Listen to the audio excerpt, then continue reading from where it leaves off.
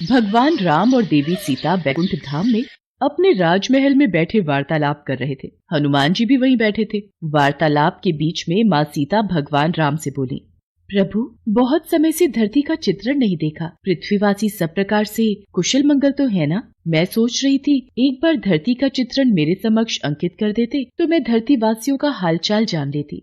देवी सीता, आपको चिंतित होने की आवश्यकता नहीं है। मैं अभी आपको धरती का चित्र दिखाता हूँ। भगवान राम ने हवा में हाथ उठाया और धरती का चित्रण उनके समक्ष आ गया। धरती पर मनुष्य, जीव जंतु सब दिखाई देने लगे। उन्हीं के बीच हनुमान जी की नजर राम मंदिर में बैठे एक पंडित पर गई। राम सिया राम जय जय राम।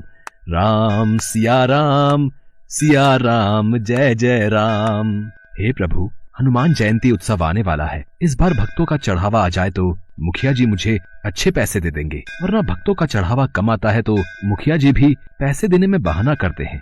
किस सोच में डूबे हो पंडित जी? क्या विचार किया है? हनुमान जयंती पर ऐसा क्या प्रस्तुत करोगे ताकि भक्तों की भीड़ लगी रहे? देखो पंडित जी, अब ये कथा कीर्तन सुनने कोई नहीं आता। एक दो भक्तों से कितना चढ़ावा इकट्ठा हो जाएगा ये आप भी जानते हो। और अगर इस हनुमान जयंती पर ज्यादा चढ़ावा नहीं आया तो फिर मुझे कुछ और ही सोचना होगा। वैसे भी आपकी उम्र हो चली है, अब आप राम मंदिर की जिम्मेदारी नहीं संभाल पाओगे। मुखिया जी, ऐसा न कहिए। गांव में राम मंदिर की पूजा करते हुए मुझे कई वर्ष बीत गए हैं और इसी मंदिर के कार्यभार के सहारे मेरा परिवार चलता है। लक्ष्मी बिटिया की शादी की बात पक्की कर दी है। अचानक ये मंदिर का कार्य छूट गया तो लक्ष्मी की शादी कैसे कर पाऊंगा? ठीक है, फिर हनुमान जयंती उत्सव आने तक ऐसी रौनक लगाना कि भक्तों की भीड़ दिन रात राम मंदिर में आती रहे। मंदिर में हनुमान जी की सोने की मूर्ति लगवानी है। इसके अलावा जितना चढ़ावा आएगा कार्य उतनी जल्दी संपन्न होगा। हे बजरंगबली, अब मैं क्या करूं कि राम मंदिर में भक्तों की भारी भीड़ उमड़ पड़े। हनुमान जयंती को तो अब आप ही कुछ कीजिए, मेरी सहायता कीजिए बजरंगबली। प्रभु, मुझे लगता है पुत्र हनुमान को सहायता के लिए जाना चाहिए। सीते, हम भी हनुमान को यही कहने वाले थे। पवन पुत्र, तुम इसी समय धरती लोक पर जाओ और पंडित जी की सहायता करो। उन्होंने तुम्हें सच्चे हृदय से पुकारा है। ठीक है प्रभु, मैं इसी समय धरती लोक पर पहुंच जाता हूँ। हनुमान, तुम्हें साधारण मनुष्य की भांति ही पंडित जी की सहायता करनी होगी और आवश्यकता पड़ने पर ही अपनी शक्तियों का उपयोग करना। श्री राम और माता सीता की आज्ञा पाकर हनुमान जी मनुष्य रूप में धरती लोक में पंडित जी के पास पहुँचे। जय श्री राम पंडित जी, मैं बड़ी दूर से आया हूँ। क्या कोई काम मिलेगा? आपकी अति कृपा होगी। काम? इस मंदिर में तुम्हें काम तो दे दूं, पर मेरे पास इतनी धनराशि नहीं कि तुम्हें तनख्वाह दे सकूं।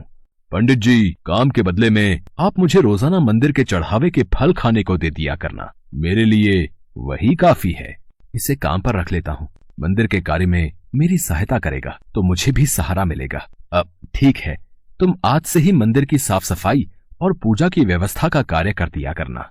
हनुमान जी मंदिर का सारा कार्यभार संभालने लगे। पंडित जी बदले में हनुमान जी को भगवान राम के प्रसाद में चढ़े फल खाने को दे दिया करते। हनुमान जी के आ जाने से पंडित जी को भी सहारा हो गया था। एक सुबह जब पंडित जी कथा कर रहे थे, हनुमान जी अपने असली रूप में आ जाते हैं और मंदिर में भजन गाते हुए नृत्य करने लगते हैं। आते जाते भक्तों की भीड़ लगनी शुरू हो जाती है। भक्त मंदिर में चढ़ावा चढ़ाकर और आशीर्वाद लेकर हनुमान जी के भजन और कीर्तन नृत्य का आनंद ले रहे थे। ये सदानंद बजरंगबली की वेशभूषा पहनकर कितनी सुंदर झांकी प्रस्तुत कर रहा है। भक्त भी सदानंद को हनुमान जी के रूप में देखकर खुश हो रहे हैं।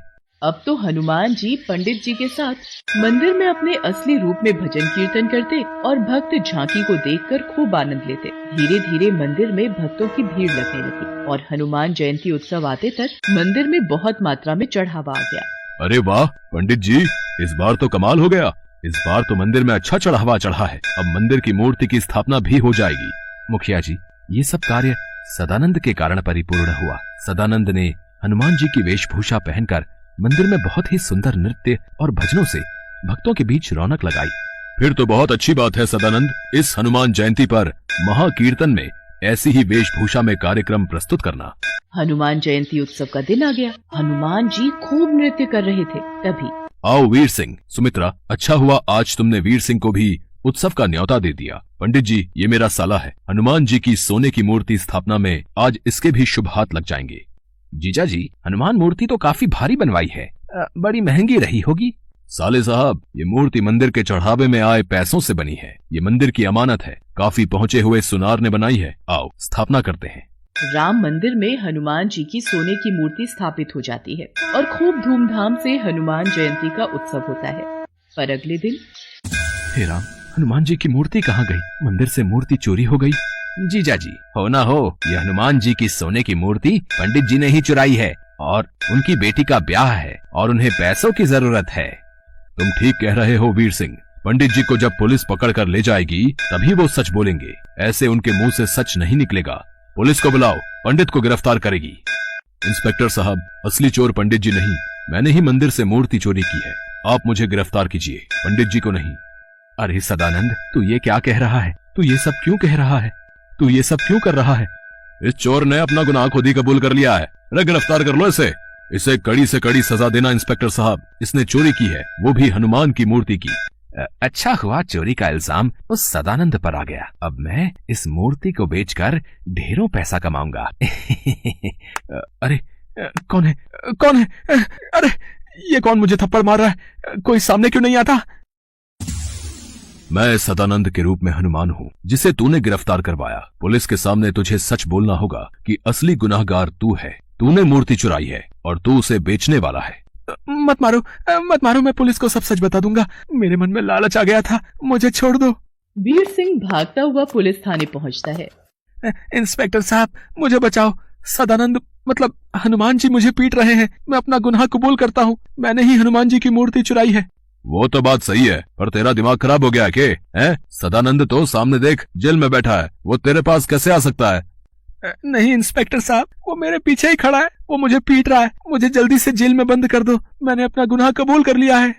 इतनी देर में पंडित जी और मुखिया भी गांव के सभी लोगों के साथ पुलिस स्टेशन पहुंचते हैं। इंस्पेक्टर साहब, सदानंद ने कोई चोरी नहीं की, इसे छोड़ दीजिए। वीर सिंह अपना गुनाह कबूल कर लेता है। सदानंद यानी हनुमान जी को पुलिस छोड़ देती है। तभी वहाँ भगवान राम और माता सीता प्रकट होते हैं। हनुमान, अब तुम अपने असली रूप में आओ और अपने भक्तों को दर्शन दो। जो आज्ञा प्रभु। जय श्री राम। सदानंद, साक्षात हनुमान। हे बजरंगबली, आप मेरे साथ इतने दिन तक रहे और मैं आपको पहचान नहीं सका। आपने मेरी इतनी सहायता की। पंडित जी, जहाँ भगवान राम की कथा होती है वहाँ हनुमान जरूर होते हैं। आपने मुझे सच्चे हृदय से याद किया था तो भला मैं कैसे ना आता। देखना, अब आपके जीवन के सारे दुख दूर हो जाएंगे। पंडित जी की आंखों में आंसू आ जाते हैं। पंडित जी और मुखिया जी समेत सभी गांव वाले हनुमान जी को सिर झुकाकर प्रणाम करते हैं। उस दिन के बाद मुखिया पंडित जी को कभी भी मंदिर से जाने के लिए नहीं कहता। हनुमान जी की कृपा से पंडित जी के जीवन में खुशियां आ जाती हैं और वो अपनी बेटी लक्ष्मी की शादी धूमधाम से कर देते हैं।